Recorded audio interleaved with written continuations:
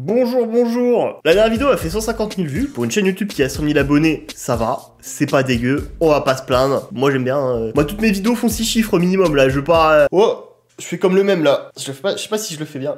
Bref, je goûte de plus en plus à la notoriété. J'ai Gina Ortega dans mes DM. J'ai Kylian Mbappé qui veut taper un 5 dans une semaine, là. Je lui ai dit, poto, tranquille. Et je dois parler des pires feats du rap français partie 3. Il m'a dit, oh, oui, d'accord, ça marche. Plie un classique, pas de soucis. Tout va bien dans le meilleur des mondes. Abonnez-vous, c'est gratuit. Et moi, ça augmente mes chances d'un jour choper une MST avec Astrid Nelsia. Il y en a, c'est Road to Nancy. Moi, c'est autre chose. Il y a un an, j'ai commencé une série de vidéos sur les pires feats du rap français. L'épisode 1 parlait de feats du début des années 2010. Et l'épisode 2 parlait de feats... surprenants dans leur existence. Et l'épisode 3 d'aujourd'hui, comme je vous l'avais promis, ça va être sur des feats récents. Sauf un qui date du début des années 2010. Mais à la base, ça devait être 47 heures la fouine à la place de celui-là. Mais le truc a mis trop de temps à sortir. Au moment où je tourne cette vidéo, bah ça sort là, aujourd'hui. Enfin bref, du coup l'épisode 3 a pas encore commencé, que bah tu sais déjà que l'épisode 4 va être légendaire. Bah d'ailleurs, cette chaîne YouTube s'appelle Le Potager, je te parle de rap. C'était un peu logique qu'au bout d'un moment, je te fasse une sponsor CBD. Aujourd'hui, c'est Golden CBD. Waouh! Clin d'œil, t'as vu? Si tu veux fumer de manière totalement légale de la White Widow, de la Super Skunk ou de l'Amnesia, il me faut la placard, il me faut la White Widow. Fume skunk, j'suis dans la blonde, je roule un blanc. Et on pourrait vivre d'amour, d'eau fraîche, d'amnésia. ou même toute autre variété de weed, hein, je vais pas te mettre tous les extraits du rap français, et bah Golden CBD est là. Et en plus chez eux c'est bio. Alors que ce soit visuellement, au niveau du goût ou de l'odeur, alors non ça ne se mange pas, pour en avoir parlé avec le rap en mieux, cet énorme mangeur de sandwich, et bah on peut pas les différencier, c'est pareil. Il y a pas moyen de les différencier de la vraie weed. Et ils font aussi du shit CBD. Oh, ça me rappelle ce que mes parents fumaient quand j'étais petit. L'odeur bizarre du salon. Vous saviez pas, papa et maman? Et bah là, voilà, je vous le dis.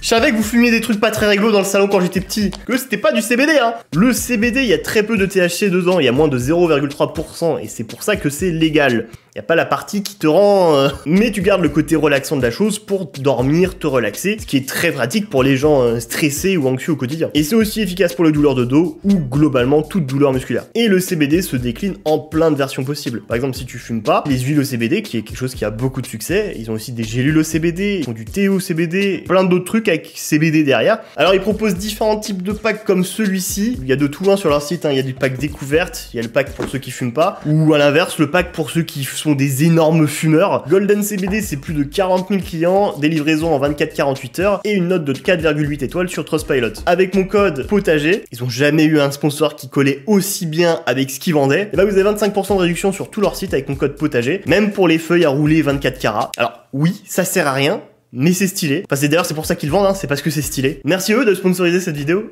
Dans mon petit potager, ça pique rap.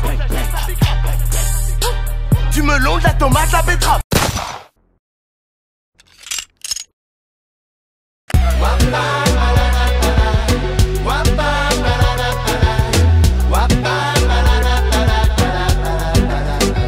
Alors, Trio featuring Big Flo et Oli pour un flirt avec la crise sorti en 2020. Et alors, je vous mens pas, de base, c'est pas du tout le genre de truc que j'ai envie d'écouter. Genre, je dois l'énoncer, jamais dans ma vie j'ai envie d'écouter ça. Je suis pas du tout le public visé. Si tu les connais pas, Trio c'est un groupe de 4 personnes. Du coup, oui, on nous ment depuis le début, Trio c'est pas un trio. Ça commence mal déjà. Ils font de la chanson française avec des influences reggaeton. Le groupe existe depuis plus de 25 ans et il faut leur reconnaître, ils ont quelques classiques à leur actif. C'est l'hymne de nos campagnes, de nos rivières, de nos montagnes. Allez, money, et que la nuit man.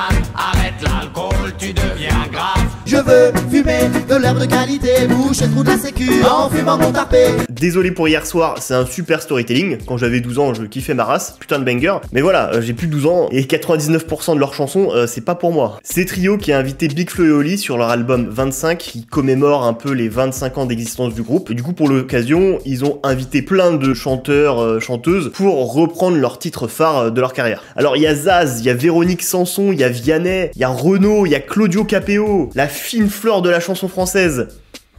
C'est du sarcasme. Et Big Flo et Oli sur la chanson Pour un flirt avec la crise, qui à la base est sortie en 1998 et, comme on le devine dans le titre, va parler de crise économique. Elle est plus forte que toi, la crise. Mais de se dire, voilà, la crise, c'est encore quelque chose d'actualité. Comment des jeunes comme Big Flo et Oli, comment ça résonne en 2020? Alors, L'idée est pas bête, je veux dire, parler de société, c'est pas un truc qui est nouveau pour eux, c'est un truc qu'ils font depuis le début de leur carrière, sur tous leurs albums pratiquement. Il y a eu Monsieur Tout le Monde, il y a eu Je suis, et là dans leur dernier album, il y a eu Sacré Bordel. Donc voilà, ils maîtrisent le sujet. Et du coup, bah dans Un flirt avec la crise, bah ils vont aborder la chose comme à leur habitude.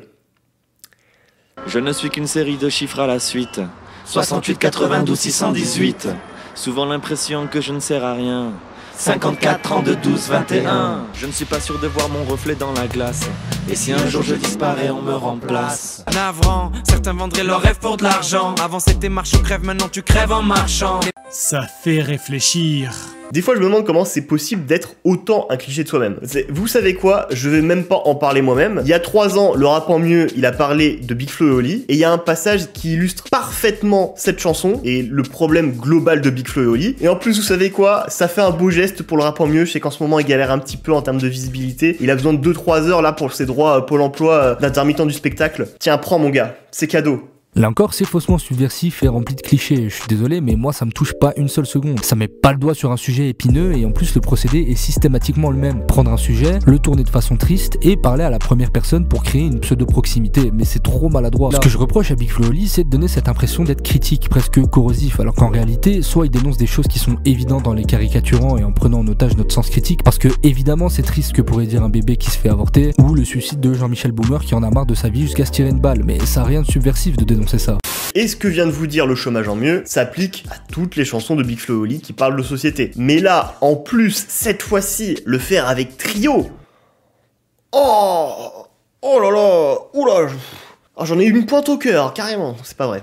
Je suis comédien. Non, parce que Trio, on peut les dire engagés socialement, écologiquement, mais quand tu regardes les textes, mais au niveau des textes, on est sur le niveau 1 de l'engagement.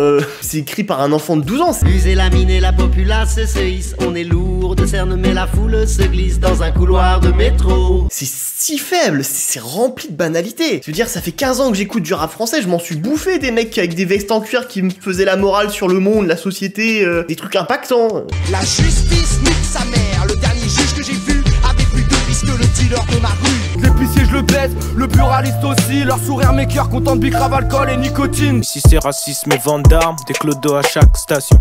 Tu l'appelles mère patrie, je l'appelle damnation.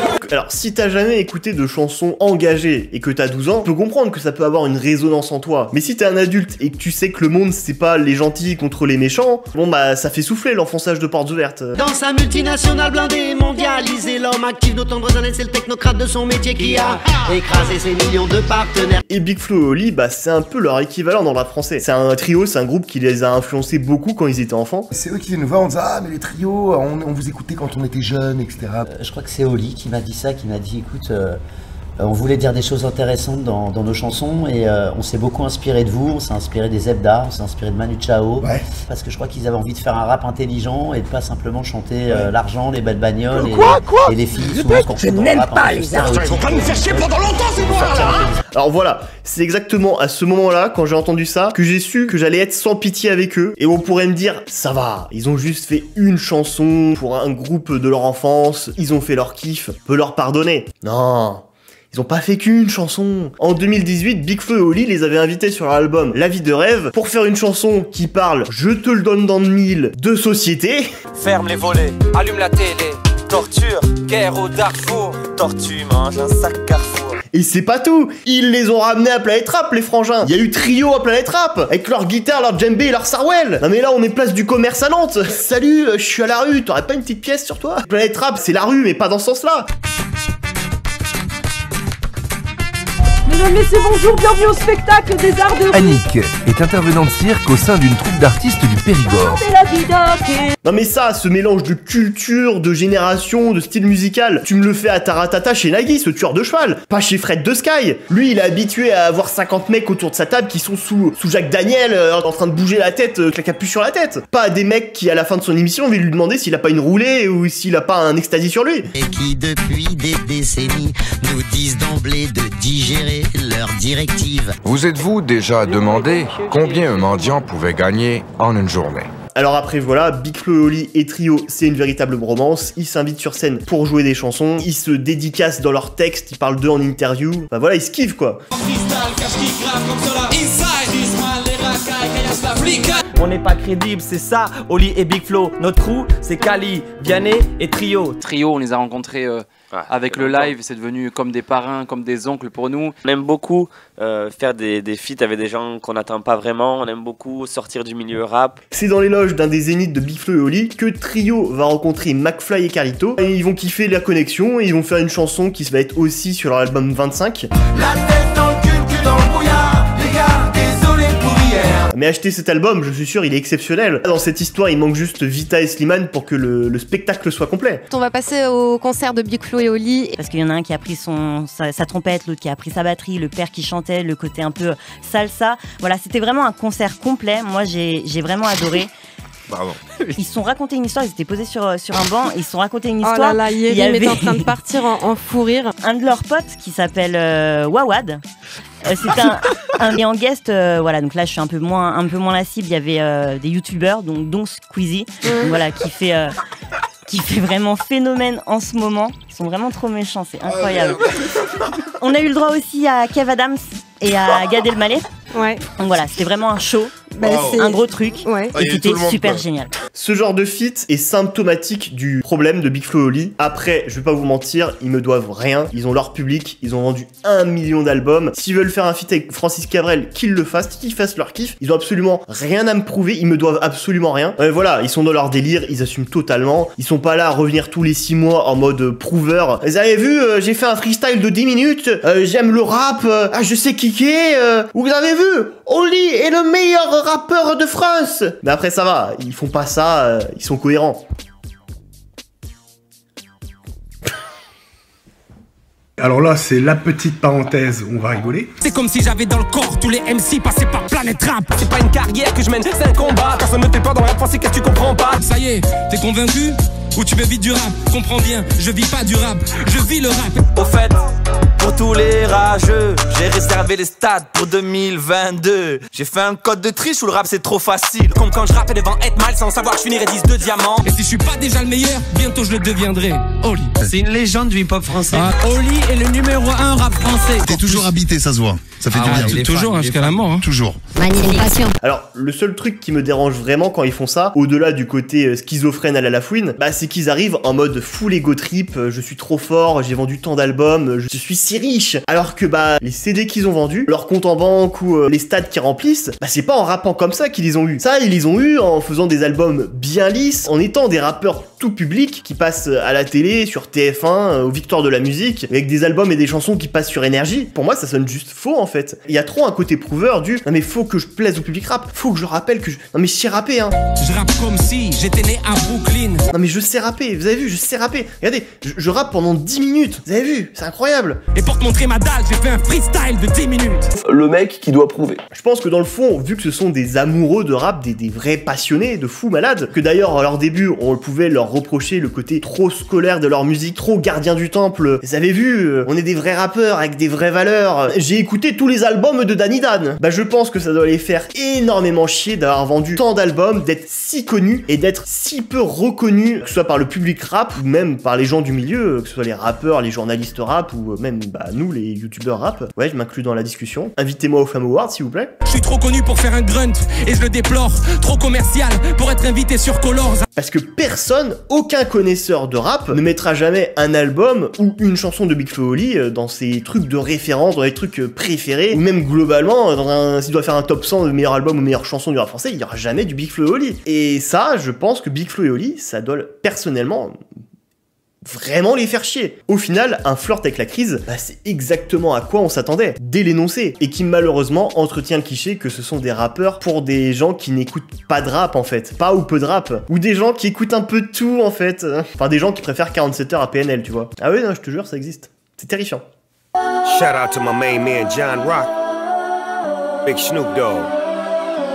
Let's go! Jean Rock featuring Snoop Dogg, sorti en 2012 sur l'album Music Save My Life de Jean Rock. Alors je sais, je triche un peu, Jean Rock c'est pas un rappeur. Puis après ce clip a aussi déjà été évoqué sur YouTube. Bon après c'était il y a pas mal d'années, hein. La ferme Jérôme c'était il y a 10 ans sur MTV. Et puis aucune de ces chaînes YouTube était spécialisée rap. Bah déjà parce que ça existait pas à l'époque. Non, puis vraiment, il y a trop de trucs légendaires autour de cette chanson, autour du clip surtout de cette chanson, pour ne pas l'évoquer dans cette série de vidéos. Alors déjà, pour ceux qui le connaissent pas, c'est qui Jean Rock? que c'est vrai ces dernières années, est plus vraiment présent. C'était vraiment son heure de gloire, c'était il y a 10 ans. Et ben Jean Rock, bah déjà c'est son vrai prénom, hein, c'est pas un pseudo, il est vraiment né Jean Rock. Alors Jean Rock, à la base, c'est un propriétaire de boîte de nuit et il s'est petit à petit imposé dans les années 80-90 comme une figure des nuits parisiennes, notamment grâce à son club, le VIP Room, qui était situé sur les Champs-Élysées. Et des VIP Rooms, il va en ouvrir un peu partout, à Londres, à Saint-Tropez, à Cannes, à Dubaï, à Miami, etc. Enfin, un peu partout, et peut-être même d'autres depuis, peut-être ils ont tous fermé, je sais pas. Mais sa pièce maîtresse dans tout ça, ça reste le VIP Room des Champs-Élysées, qui était à l'époque, dans les années 2000, the place to be pour les stars. Toutes les stars du monde entier sont passées par ce club. T'as eu des Rihanna, des P. Diddy, des Black Eyed Peas, des Paris Hilton, des Pharrell Williams, tout ce que tu veux, toutes les stars de l'époque de cette planète, ils sont passés. Si t'étais à Paris, fallait que tu passes au VIP Room. Vous pensez qu'ils s'amusent? En fait, ils travaillent. Ils remplissent un contrat. La plupart sont payés pour être là. Et Jean Rock dans tout ça, à côté du fait que ce soit un très bon hôte pour ses stars, il savait les recevoir, etc., les mettre en avant, et bah à côté, de temps en temps, dans ses clubs, il mixait. C'est un de ses kiffs, c'est une de ses passions, il mixait, il était DJ à côté de son côté gérant de boîte de nuit. En 2004, il tombe sur un sample de Going the Distance de Bill Conti, et là, dit comme ça te dit sûrement rien. Maintenant, si je te dis que c'est la bande originale du film Rocky, là ça te parle plus. Bon alors après ce que va en faire Jean Rock, bah le sample déjà il va très peu le toucher et il va juste rajouter dessus une meuf qui va chanter Big Ali. Donc voilà, niveau génie créatif, tu repasseras. Hein.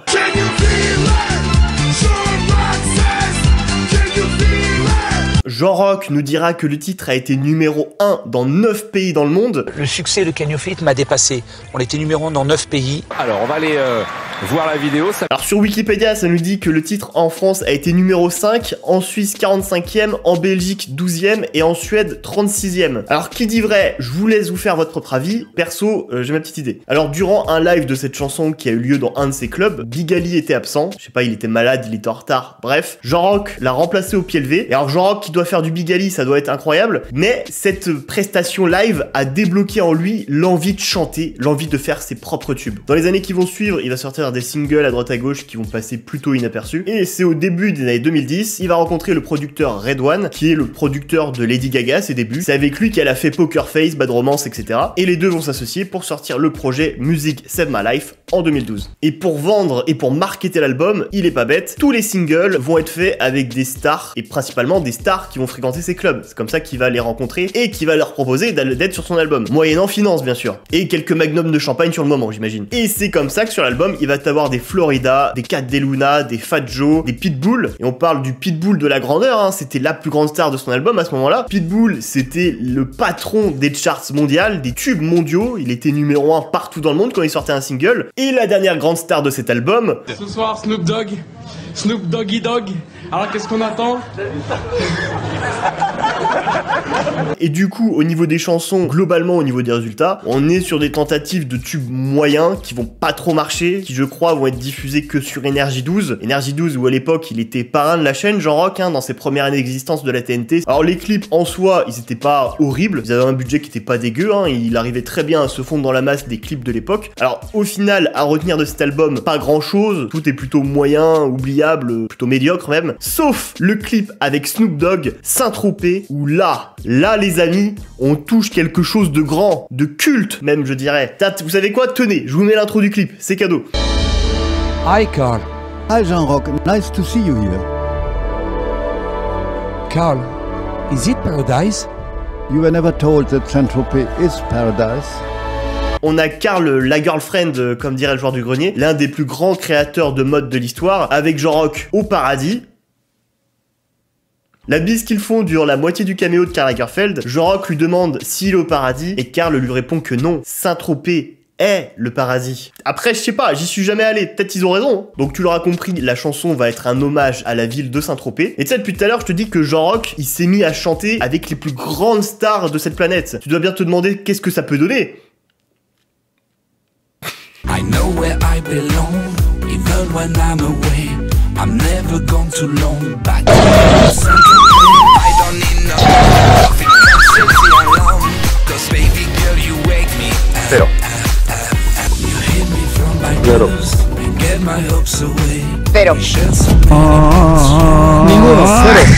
Bon là, c'est assez évident, de toute façon ça va être assez rapide comme analyse. Bah il sait pas chanter, il chante faux. C'est vraiment très mauvais. Voilà, sinon sur toute la chanson, il te raconte en anglais qu'il aime Saint-Tropez, mais ouais, il sait pas chanter. C'est vraiment moi sous autotune. Je veux dire, j'aurais fait pareil et sous autotune pour un premier essai. D'ailleurs, peut-être j'aurais été meilleur. Alors les passages du clip en solo de Jean Rock, bon bah il se balade en moto à Saint-Tropez, dans le marché à Saint-Tropez avec Karl Lagerfeld. Ouais, si tu veux, ouais, vas-y, il rend hommage à la ville. Non, là pour moi, où on rentre dans le légendaire, dans le grandiose, c'est Snoop Dogg. C'est-à-dire que déjà, il t'a ramené Snoop Dogg à Saint-Tropez, mais c'est surtout, il t'a foutu Snoop Dogg devant la gendarmerie de Saint-Tropez. La même gendarmerie que dans les films Le gendarme à Saint-Tropez avec Louis de Funès. C'est la saga de films qui est diffusée depuis tous les étés depuis 50 ans. Je veux dire, la connexion Snoop Dogg, Louis de Funès, fallait la trouver. Et Jean Rock, il l'a fait. Et rien que pour ça, je lui dis bravo. Je ne savais pas que je voulais voir ça dans ma vie, et grâce à lui, on l'a eu. Et c'est pas tout. Il t'a ramené Snoop Dogg dans le centre-ville de Saint-Tropez pour jouer à la pétanque. On a des images de Snoop Dogg qui joue aux boules dans le centre-ville de Saint-Tropez. Je veux dire, tu me dis qu'il y a Snoop Dogg à Saint-Tropez, mais je veux voir ça. C'est ce qu'il fallait faire avec Snoop Dogg. Jean Rock, au niveau de la vision, c'est 10 sur 10. Le fait d'avoir fait ça avec Snoop Dogg, c'est parfait. Après, pour en revenir à la chanson en tant que telle, bon bah, la prod, ça va en vrai, ça passe. Mais la performance catastrophique de Jean Rock et le fait qu'on ait un Snoop Dogg qui était plus là en vacances sponsorisées et pastis Ricard. On the beach, by the sand, baby girl,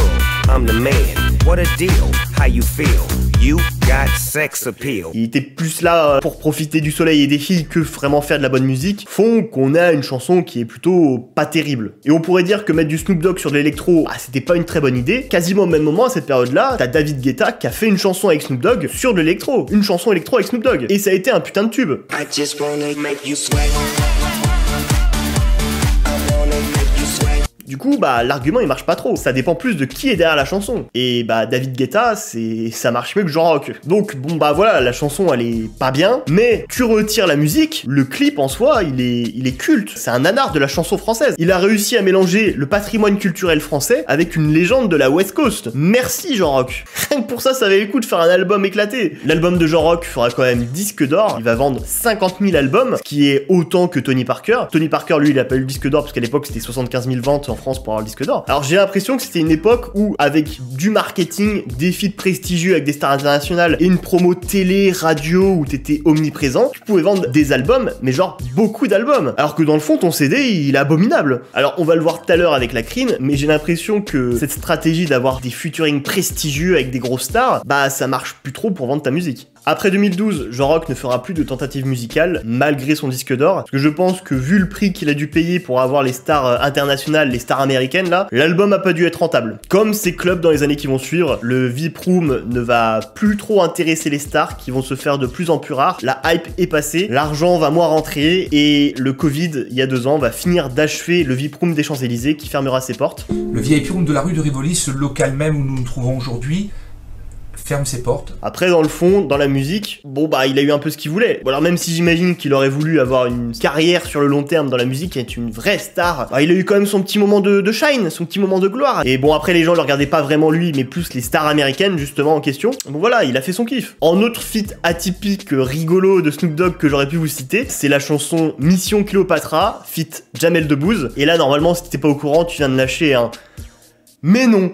Ouais non, je vois à travers les écrans, c'est un super pouvoir. Come on baby, let me see you get up and quit playing and do what I'm saying. We got a whole lot of food if you plan on staying. C'est la musique du générique de fin du film Astérix et Obélix Mission Cléopâtre. Et alors je sais pas comment Alain Chabat, qui réalise le film, a réussi à avoir Snoop Dogg. Bon alors j'imagine en contactant une maison de disques et avec beaucoup d'argent. Mais il l'a eu et il a envoyé Jamel 2 semaines à Los Angeles pour faire la chanson avec Snoop Dogg. Apparemment il y a pas de making of et ça me rend extrêmement triste. Enfin je veux dire, imagine Jamel qui essaye de faire des blagues en anglais à Snoop Dogg, mais tous les jours je veux voir ça. Je vis pour voir ce genre de moment. What's my motherfucking name? Jamel, Snoop Dogg for my man.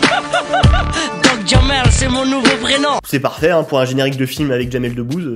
Donc ouais, c'était quand même plus malin de foutre Snoop Dogg sur un son West Coast que sur de l'électro.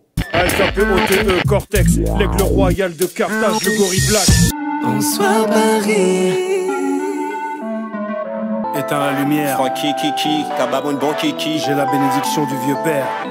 Alors ici, on va parler de plusieurs feats nuls de la carrière d'Al Capote, carrière qui oscille entre le bon goût et le n'importe quoi complet, à l'image du rappeur quoi. Alors pourquoi je vais parler de plusieurs feats en même temps? Eh bien parce que je pense que j'ai pas assez de matière pour en parler individuellement, genre ça serait court et peu intéressant en vrai, et perso je trouve qu'il se complète plutôt pas mal dans le propos, genre dans les problèmes récurrents d'Al Capote. Il y a un gars qui s'appelle Fulmino et qui a aussi parlé récemment de plusieurs feats d'Al Capote, du coup vu qu'on va avoir des chansons en commun, c'est mieux de le citer quand même. Al Capote a commencé à rapper en 1997 et va percer, en tout cas avoir une audience auprès du grand public à partir de 2017, à 36 ans, grâce notamment à la saison 3 des Marches de l'Empereur, où va y avoir en featuring la fine fleur de ceux qui vont tout casser dans le rap dans les années qui vont suivre. Il va y avoir Vald, Freeze Corleone, 13 blocs, bref, série de sons légendaires, casting 5 étoiles, mais il y a un moment dans sa carrière, il y a une période où c'était tout l'inverse dans les choix qu'il faisait. Fin des années 2000, début des années 2010, il traînait pas mal avec Cortex.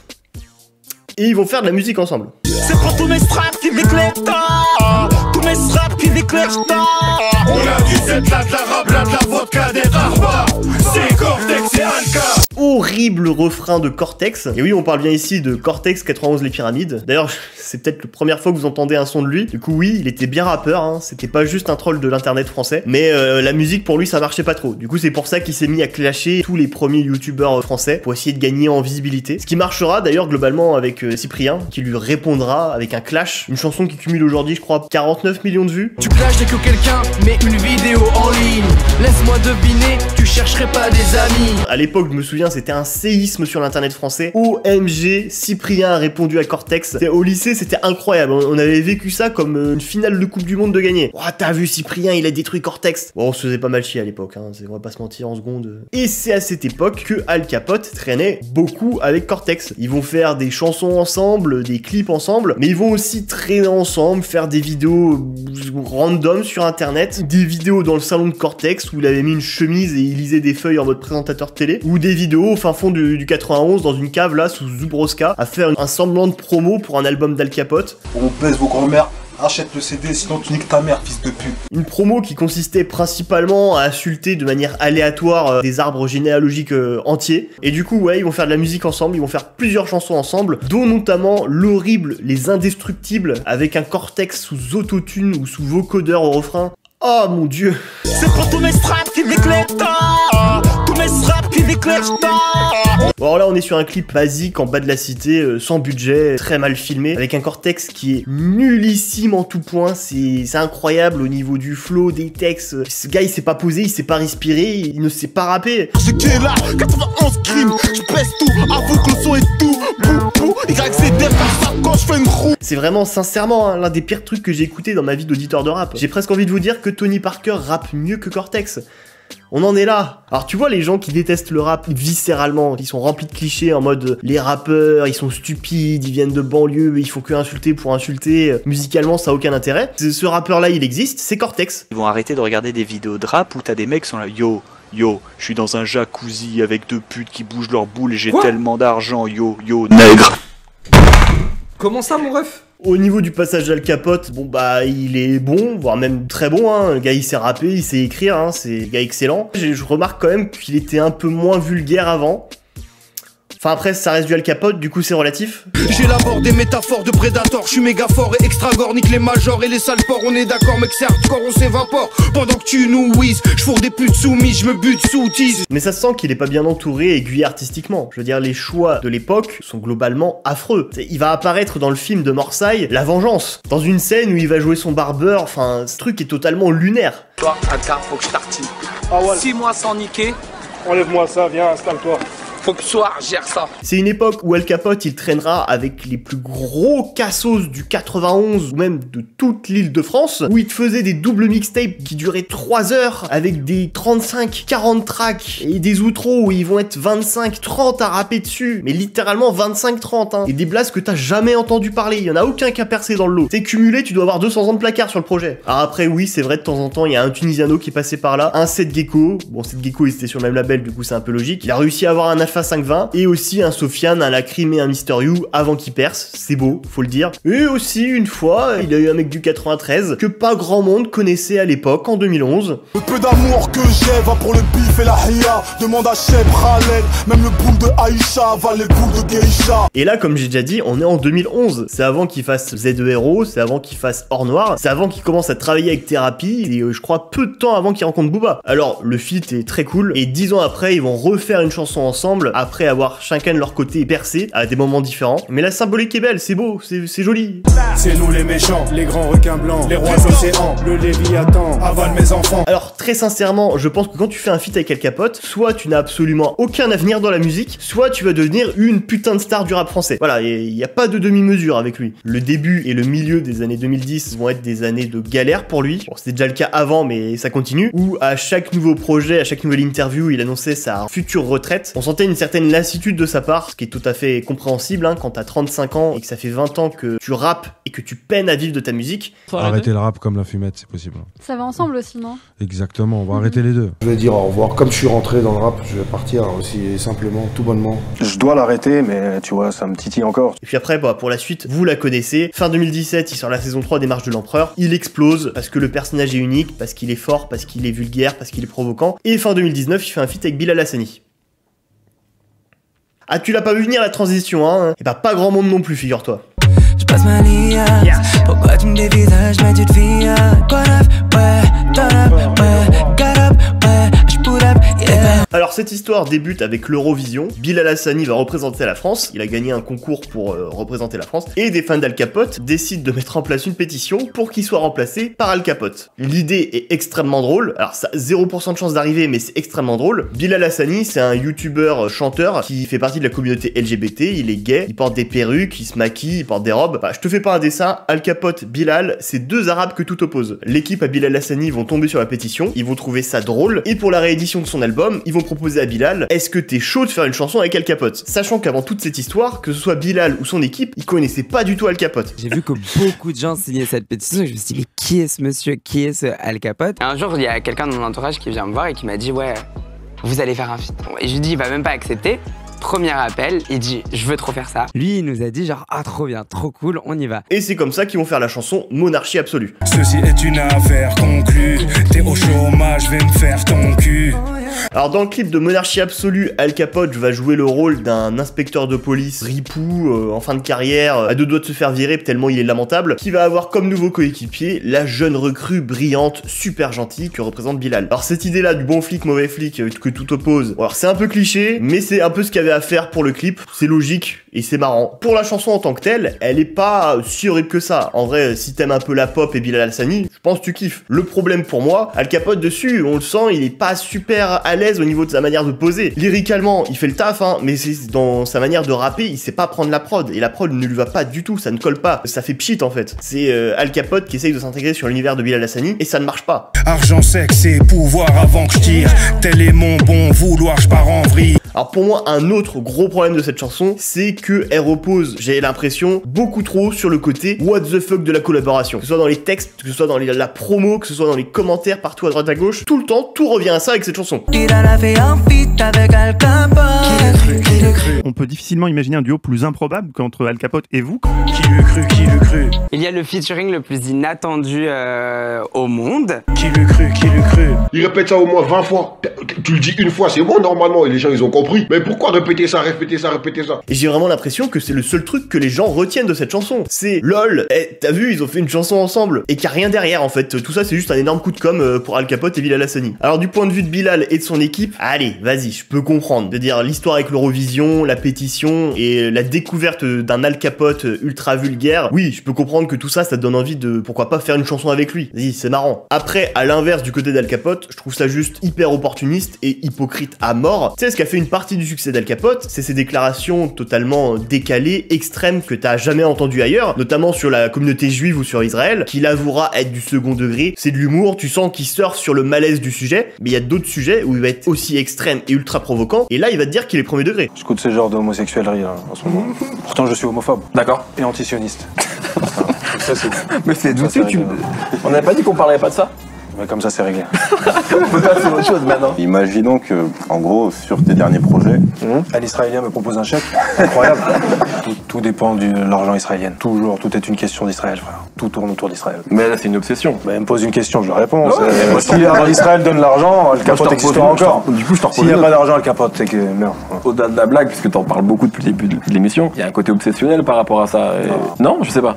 C'est une blague. C'est de la blague. J'adore les juifs. Et les homos? Les homos un peu moins.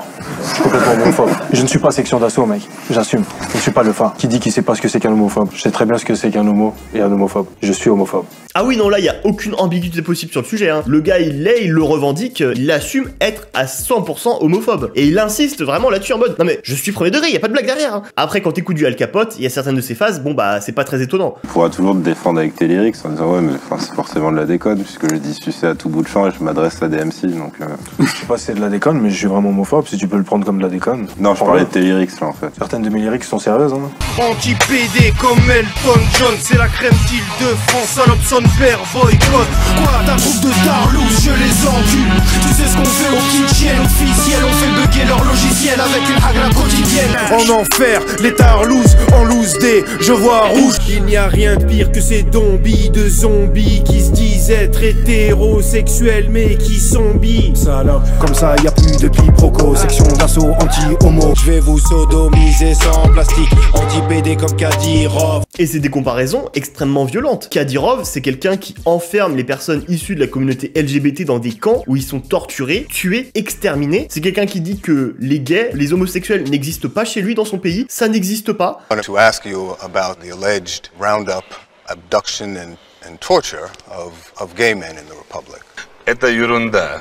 У нас таких людей нету. Нету у нас геев. Если есть, заберите в Канаду подальше от нас. Аузу билляхи мин шайтанир раджим, чтобы не было, чтобы очистили кровь, если есть таких, они шайтаны, они поддажные, они не люди. Donc voilà, Al Capote il s'identifie à lui, plus tout ce qu'il a dit avant, bon bah il y a absolument aucun doute sur ce que Al Capote pense de la communauté LGBT ou même des homosexuels globalement. Et après derrière il va te faire un feat avec Bilal Hassani, qui est une des personnalités les plus connues de la communauté LGBT, alors qu'il doit représenter absolument tout ce que lui il déteste. Tout ça pour le buzz. Pour qui moyenne en finance, je suis prêt à tout. Parce que je suis un mercenaire. Non, ça m'amuserait pas, mais j'aimerais bien, ouais, moyenne en finance, ouais.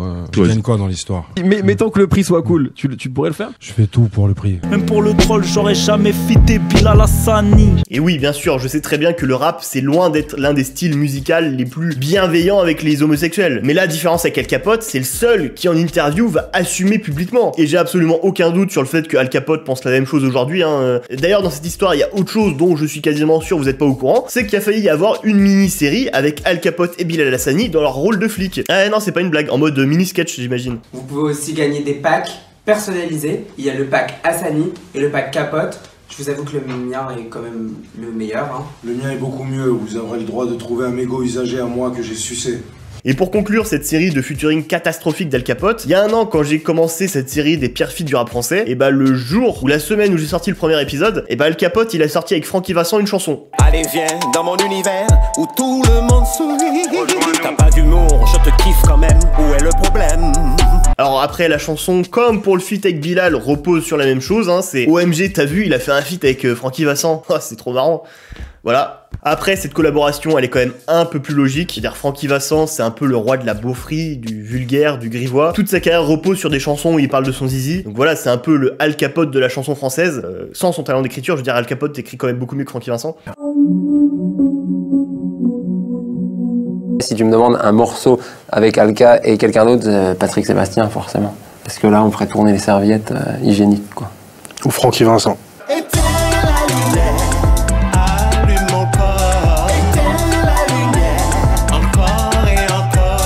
D'ailleurs, à noter aussi que Francky Vincent ne connaissait pas l'existence de Al Capote avant de faire une chanson avec lui. Quand j'avais 20 ans, je disais beaucoup de conneries, mais moi il m'a battu. Il m'a battu à plat de couture. Et là, j'ai trouvé une autre génération, un autre truc, quoi. La chanson Éteins la lumière, c'est du sous Francky Vincent. C'est déjà que le niveau était pas très élevé, mais alors là, Al Capote est pas si mauvais que ça sur la chanson, mais totalement oubliable. Je veux dire, t'as pas envie de réécouter la chanson derrière. Et puis je veux dire, est-ce que c'était vraiment une si bonne idée que ça de faire rapper Francky Vincent sur la chanson? Ça sonne dring dring, ça n'arrête pas de sonner. Y'a quelques dévergondés qui veulent se faire kiffer. Oh oui, c'est moi le kiffeur de ces meufs qui voudraient exagérer, voire s'exagérer. Bon après voilà, le clip il est inintéressant au possible. On met Francky Vincent sur Ali, Francky Vincent 65 ans avec des meufs qui font des batailles d'oreillers et des plumes qui volent. Les meufs ça pourrait être ses petites filles. Et après ils font une soirée à moitié autour de la piscine en mode pool party. Personne n'y croit, c'est nul, c'est... En autre feat totalement lunaire de la carrière d'Al Capote, mais que cette fois-ci qui marche, on parlait du feat avec Philippe Catherine, qui s'appelle Fête des Mères, je crois. Et là, ça colle beaucoup plus, puisque Philippe Catherine est lui aussi un personnage unique, quelqu'un qui est atypique, on va dire, dans la musique française. Allier leurs deux univers totalement décalés, là, artistiquement, ça marche. Puis en plus, les déguiser tous les deux en bébé pour faire une chanson sur leur maman, avec des phrases qui ont du second degré, mais surtout un double sens. Bon, là, c'est hilarant. Là, c'est un grand oui. Là, artistiquement, il y a quelque chose de proposé. Je peux pas émettre une requête dans mes yeux, c'est l'enfer qui se reflète. Ma bite sans l'euro marin, je sais pas ce que je vais dire aux gamins. Et sinon, bah, il a aussi fait un feat avec Big Flo et Oli, qui à la première impression peut aussi paraître opportuniste et hypocrite, tu sais, vu les déclarations qu'il a eues sur les deux frères. Les meilleurs clichés du rap, ouais. Big Flo et Oli, deux petits garçons qui sont frères et qui ramènent leur papa à Planète Rap. J'ai pas envie d'entendre Big Flo et Oli, moi. A few moments later. Alka, putain de pote, Big Flo et Oli. Encore une fois, il fait une chanson pour un gros chèque pour le buzz. Alors en partie, je pense que oui, mais après derrière, la chose est confrontée frontalement par Big Flo et Oli dans leur propre couplet. Du coup, bah, ça les rend sympathiques, ça les rend cool, et ça leur ajoute une bonne dose de second degré et d'ouverture d'esprit à eux deux. Puis en plus, la chanson qu'ils ont fait, elle est bien. Ces deux petits garçons qui amènent leur papa à Planète Rap. Avant qu'Alka m'appelle, j'avais pas aimé les propos qu'il tenait sur nous. Al Capote, j'ai beau aimer beaucoup de chansons de lui, trouver qu'il est très drôle en musique, en interview, un vrai talent d'écriture, un vrai personnage du rap français, un gars qui rappe super bien et qui a influencé beaucoup de rappeurs, bah certains de ses choix artistiques en font juste un hypocrite fini, prêt à tout pour de l'oseille, une véritable serpillière sans aucune cohérence, sans compter bien sûr les déclarations abjectes sur les homosexuels, qui bizarrement il fait plus trop depuis qu'il a percé.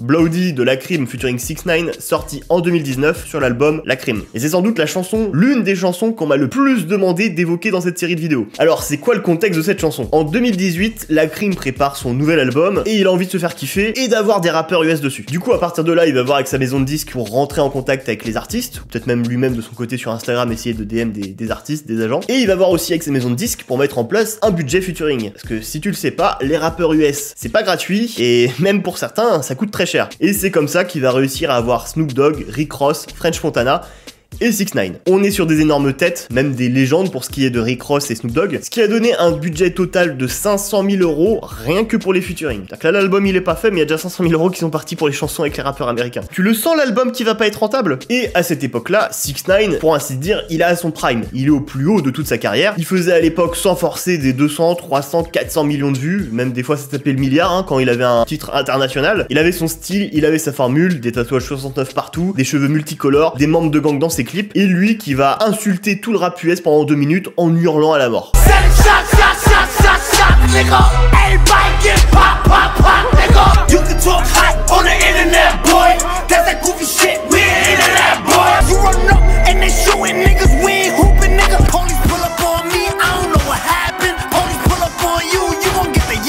Pourquoi tu cries? Why are you screaming? C'était le roi d'internet, le roi du buzz. D'ailleurs s'il y a bien une phrase qui pourrait résumer sa carrière, ce serait tout pour le buzz. Et quand le feat avec Lacrim est annoncé, je me souviens, il y avait une hype qui s'était créée autour du morceau, que ce soit auprès du public de Lacrim ou du public français de 6ix9ine. Il y avait une attente, les gens ils se sont dit, il y a un potentiel top titre, si 6ix9ine respecte Lacrim, il y a moyen d'avoir un potentiel top titre, un potentiel single. Comme avait pu le faire en 2014 Lacrim avec Lil Durk, le titre On fait pas ça, c'est 70 millions de vues, c'est un des meilleurs exemples de feat rap US, rap français qui est réussi, et c'est un morceau qui est référence dans la discographie de Lacrim. On fait pas ça, se coucher dans une affaire. En vrai, on fait pas ça. Nouvelle Yass, Rolls-Royce, pétasse.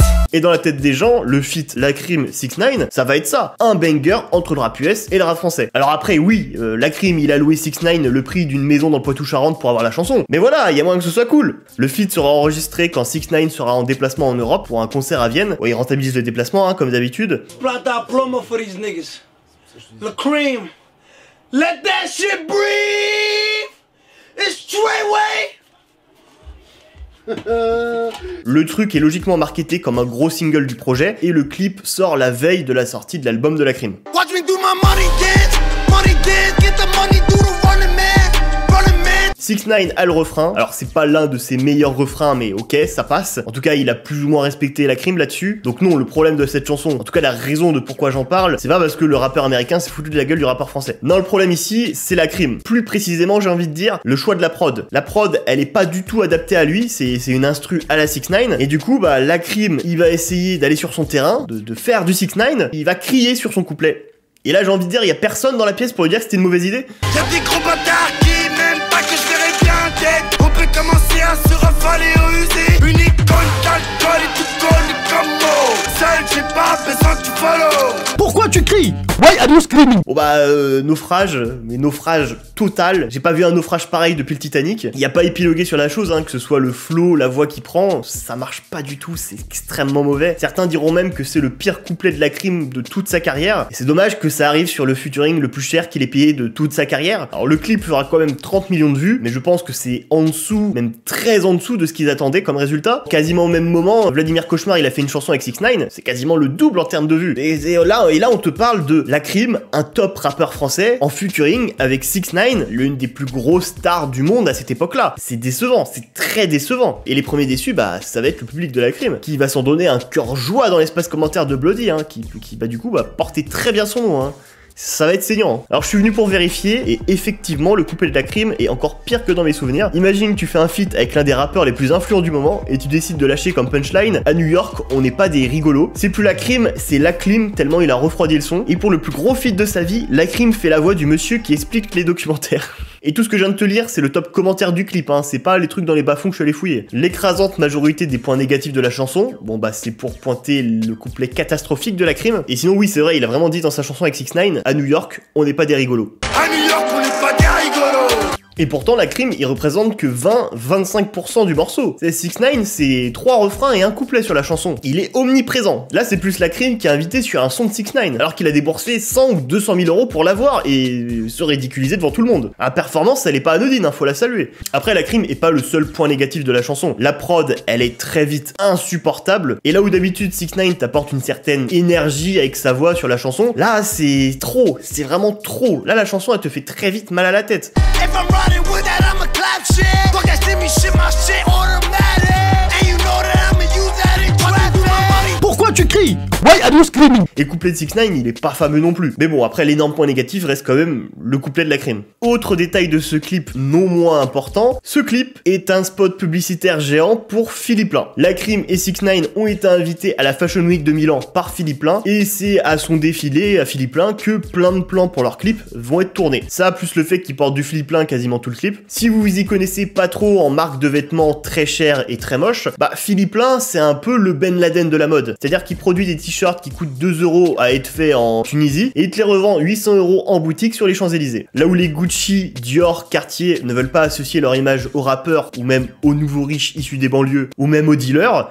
Bon, pour les dealers, c'est compréhensible, même s'ils représentent une part non négligeable de leur clientèle. Et bah Philippe Lain, lui, il joue à mort le côté luxe de ses vêtements, en vendant des vêtements extrêmement chers, où il y a marqué dessus « Je suis riche », tout ça pour draguer une clientèle de nouveaux riches ou de personnes issues des banlieues, en leur faisant croire qu'ils achetaient des vêtements prestigieux pour gars de la street, alors qu'en vrai, on est à des années-lumière de vraies pièces de maisons de luxe. Et la crime, bah c'était le plus gros Yankee de Philippe Lain de tout le rap français. C'était constamment « Ouais, j'ai réussi, je porte du Philippe Lain ». Après, c'était pas le seul rappeur à être tombé dans le panneau. On met des verres de champagne pendant mes achats. Sale fils de putain, t'es le boudin de Philippe Lain, bien sûr qu'on est plein. Mais gros qui t'a tourné sur ton plat. Je me sens pour Philippe Lain. Ici tout le monde met que du Philippe Lain. Une de Transac était dans le bain. Je m'en bats les reins, ça ne me fait ni chaud ni froid de mettre du Philippe Lain. Philippe Lain. Je me lève, j'ai la vue sur la mer, baby, je dois accrocher à Philippe Lain qui m'appelle. Qu'est-ce qui te manque à la play? A6P, oui, Philippe Lain. Qui a Aja, tout est rangé, du Philippe Lain, rempli de rageux. Alors oui, ça c'est le cas classique du nouveau riche qui n'y connaît rien en sap et qui à peine a reçu son avance de la maison de disques, il court aller s'acheter dans la boutique Gucci la plus proche son ensemble de jogging à 2000 balles. Ils sont 67 dans le rap français à avoir le même. Le gars est vraiment persuadé d'être au max du style, alors que en soi il est plus au max du mauvais goût.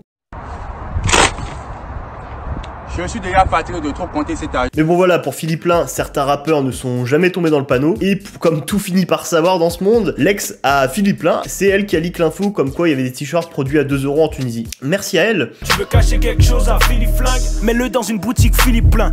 Pétasse, je porte pas de Philippe Lain. Shenzhen et Philippe Lain, même pas failli après 4 Philippe Lain. C'est du racket organisé pour tous les jeunes de cité qui bicravent de la drogue, parce que c'est eux la cible. Mais Philippe Lain, c'est du foutage de gueule. C'est même pas bien coupé, pas bien taillé. Je crois que j'ai dû avoir un polo Philippe Lain de toute ma vie et que Dieu m'en excuse. Et même la crime se rendra compte de la supercherie et finira comme tout le monde par insulter Philippe Lain. Quand je vois ça, je m'aperçois que l'erreur, elle est humaine. Quel fils de pute quand même celui-là, sur la vie de ma mère. Quel fils de pute. Suite à cette chanson, 6ix9ine a été arrêté par le FBI et a pris de la prison à vie.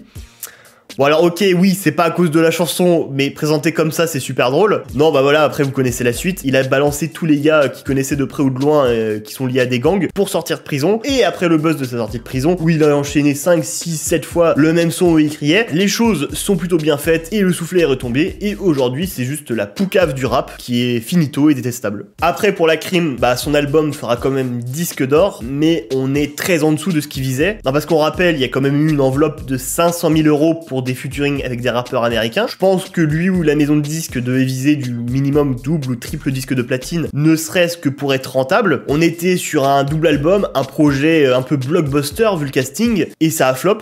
L'année d'après, il reviendra un peu aux sources avec Repro Volume 4, qui sera bien mieux accueilli, hein, il va faire disque de platine. Puis voilà, aujourd'hui, il continue sa carrière d'artiste, et puis bon bah, le featuring avec 6ix9ine, c'était un accident de parcours, mais qui nous aura quand même bien fait rigoler. Cette saga des pires feats aura un épisode 4, mais pas avant un an, je pense, hein. Faut pas abuser des bonnes choses. J'ai le feat 47 heures La Fouine de côté. Aussi, apparemment, il y a un featuring Kenny West Riles qui existe. Rien qu'à évoquer tous ces noms, j'ai plein de blagues qui me viennent à l'esprit. Pour ce qui est du bilan rap de l'année 2022, eh ben, il n'aura pas lieu. Désolé, j'ai changé d'avis. J'ai réfléchi et j'ai pas envie de le faire. Et par expérience, je ne me force pas à faire quelque chose que je n'ai pas envie de faire, parce que je sais que le résultat ne va pas me plaire. N'oubliez pas mon 25% sur tout le site Golden CBD avec le code potager. Le lien est en description. Et pour le reste, je vous dis à très bientôt pour de nouvelles aventures. Prenez soin de vous. Des bisous. Ciao. La potagerie n'est jamais finie, wesh. Abonnez-vous au repotager. Le roi de l'indé, c'est quoi cette affaire? T'es sauvé par la son schéma d'attardé, flotte macabé, 10 ans sur la même chanson, même 20 ans. Je sais que tu bluffes en rap, t'es bon, on passe à la porte. Fais rien que tu donnes, pour ton plus forcé.